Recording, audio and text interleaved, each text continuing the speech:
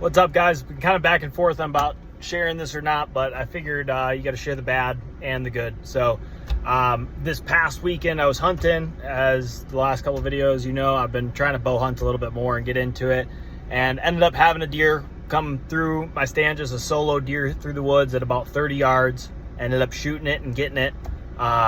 So my first doe with a bow. As I got down the stand, I could tell that as I kept getting closer and closer to the ground, it was a smaller doe, because I saw it fall and everything like that.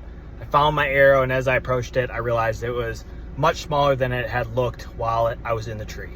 It was probably about a yearling, and it was definitely not to the size of what I would have shot if I known it was that big to begin with. It had come out of some thick brush, and I didn't get a great look at it.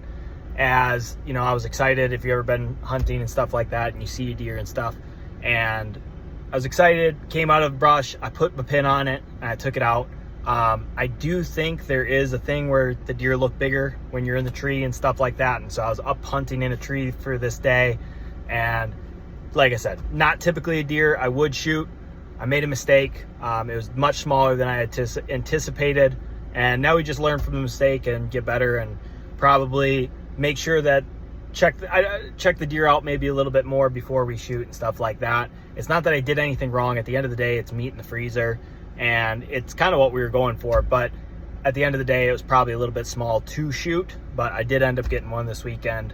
And I also got poison oak and poison ivy all over, so I haven't been out hunting yet, but I'll be back out this weekend. But just figured I'd share the bad with the good.